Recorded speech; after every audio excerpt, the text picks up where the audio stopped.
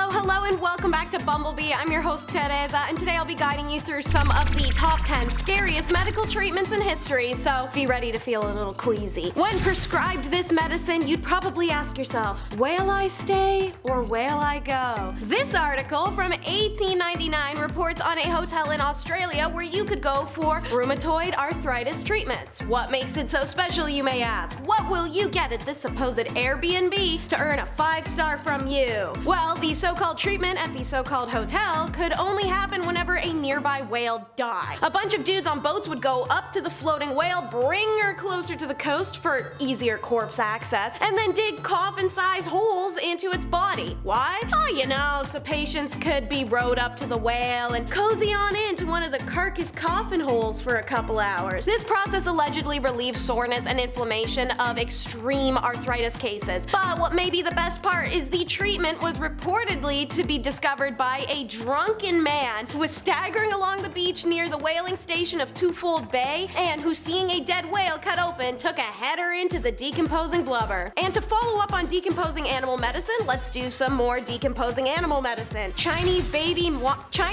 mouse wine. Yes, you heard me correctly. However, it's not only being found in China, having spread to Korea, Kazakhstan, and a few other of the Asiatic countries. Can't swallow a tequila worm? Imagine accidentally chugging down a small mammal. Whoops, haha, just gotta go puke my entire body out of my nose really quick. But apparently this potent health tonic is said to combat anything from asthma to liver disease. In order to make the concoction, you'll need between 10 and 15 baby mice, no more than 2 or 3 days old before their demise. Apparently, their death age is super important for the quality of the wine, as is the fact baby mice should be furless and have their eyes closed. After which, the recipe states that the mouse body should be submerged in rice wine and left to ferment for a period of 12 to 14 months before the drink is ready to consume. Although in ancient tradition, baby mice wine has few fans due to the reminiscent taste of raw gasoline, but its ethical record isn't exactly squeaky clean either. Ancient India brought us couching, the ancient practice of sitting on your ass. In reality, the couching I'm referring to would have you on the edge of your seat, not kicking back in it. A leading cause of blindness worldwide is cataracts, which affect 24 million Americans aged 40 and over. Ancient Indians developed the first documented treatment for cataracts called couching. It's first documented back in the 6th century BC by the surgeon Sushruta, who had learned from ancient Egyptian experiments with cataracts. Over the years, the procedure was later used by the Greeks, Romans, Ottomans, and Europeans. During couching, physicians punctured the eye and manually dislodged and removed its cloudy lens. The result was the patient is only able to see movement or basic shapes, now though the cloudiness is gone. Unsurprisingly, this method often led to complications and not the intended outcome. You know, blindness can be a thing if you're jamming unsterilized crap in people's eyes without any formal training. In the mid-1700s, credited with revolutionizing cataract surgery, Frenchman Jacques Daviel made a major advancement when using a knife, blunted needle, and spatula, and he extracted the cataract through an incision in the cornea, the first ever ECCE procedure. Don't worry guys, it's only getting more gnarly from here. Next is milk transfusions, which is gonna go super fast because I literally can't even think about this one for long. So, in the late 19th century, milk was believed to be the perfect substitute for blood, and the fatty/oily qualities in it would magically become white blood cells. Makes sense, right? Milk is white, women and cows produce milk, and babies, and out of all the animal udders out there, they're the most similar to human udders. So I mean, maybe it all ties in. Maybe it's all related. You know, old-timey logic. However, while a few instances of this procedure were successful somehow, many resulted in death, which is a lot more realistic to hear. In one instance, the injection of milk dropped the patient's pulse immediately to the point they had to be resurrected with a combination of morph and whiskey. The patient only lived 10 days after the operation. Shocker.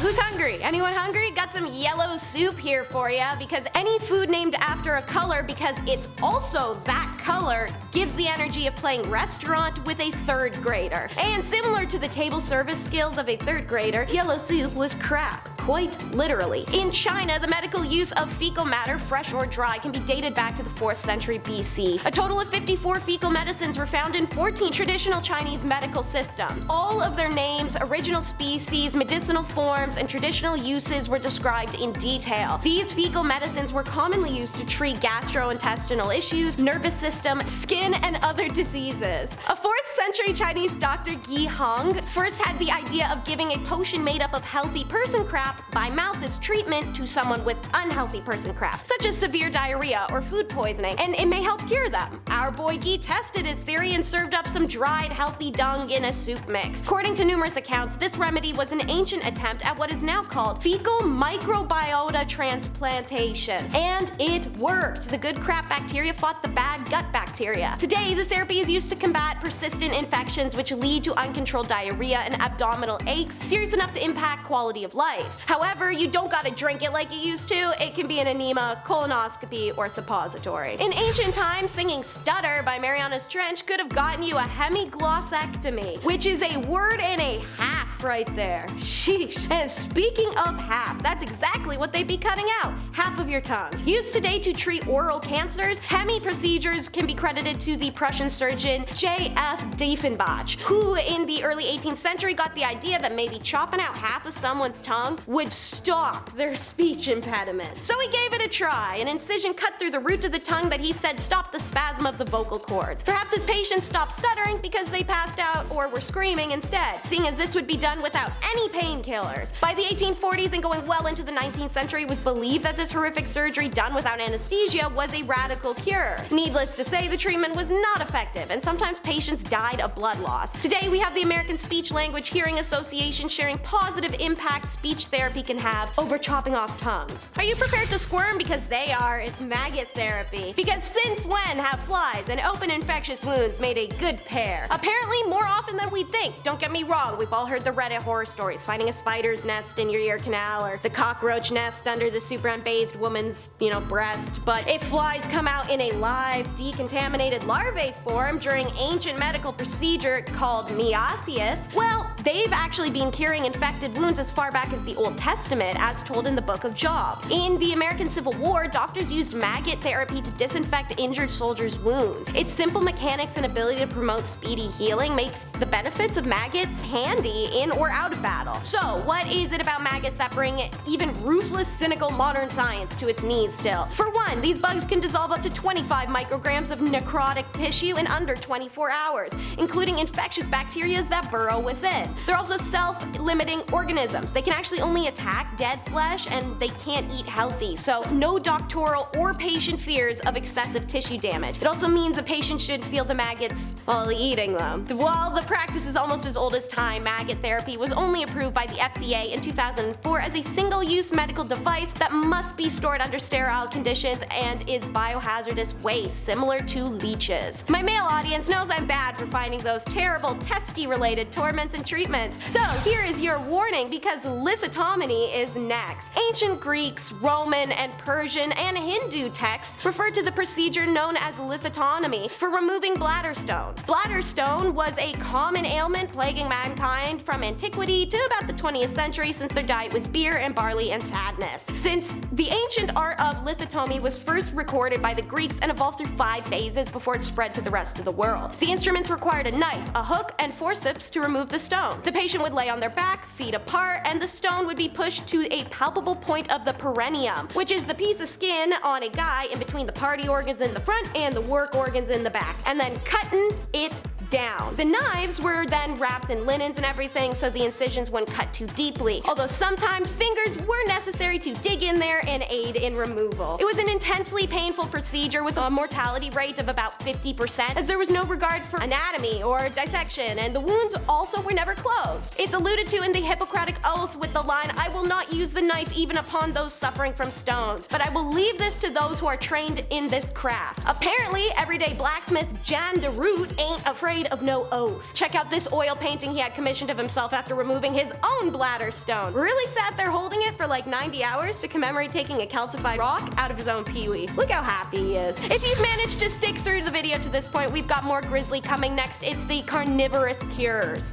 Hypocrisy, ancient Europe's favorite practice aside from not bathing and abject racism. While they were reacting with disgust and outrage to reports of man-eating brought back by travelers to the New World, in this very period, people themselves were using using corpse medicine and remedies consisting of human blood, bones, organs, and fat. Corpse medicine is originally found in ancient medical texts from India, China, Mesopotamia, and Greece. It was particularly popular with the Romans, and practically every culture around the world resorted to this gruesome range of practice. The Romans believed that the blood of fallen gladiators could cure epilepsy, and 12th century Victorian apothecaries were known for their stock of ground-up mummy powder. Meanwhile, in the 17th century England, King Charles II was known for enjoying a draught of King's Drops, a restorative brew made of crumbled human skulls and alcohol. In some cases, the sickly would even attend executions in the hopes of getting a cheap cup of freshly killed person's blood. Why let all that free medicine go to waste in the mud, you know? Their ideology was that by consuming the remains of the deceased person, the patient was also ingesting part of their spirit, leading to the increased vitality and well-being. The types of cures prescribed usually corresponded with the type of ailment. Skull used for migraine, human fat for muscle aches. Despite lots of evidence against it working and overall being gnarly, people felt the cures were efficient and kept up man-eating medicine for centuries. And now, the word scary really hits this treatment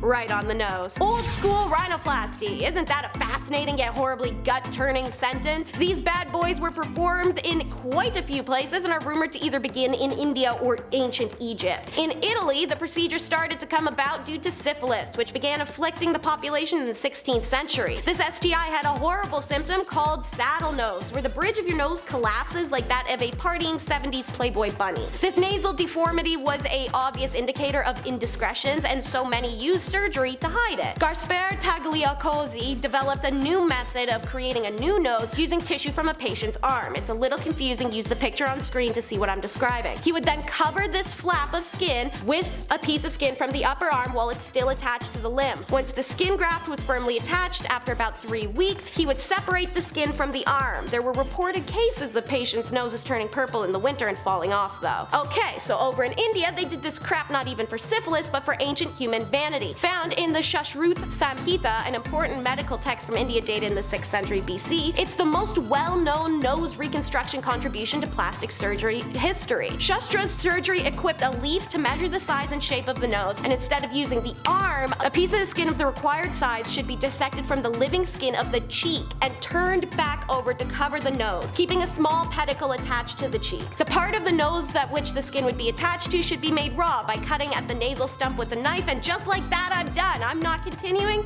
It's too gross. Thank you once again for tuning in, and if you managed to stick through an entire episode gorefest like this, be sure to like and subscribe to test that ironclad stomach of yours with some more of Bumblebee's regular uploads of all things history.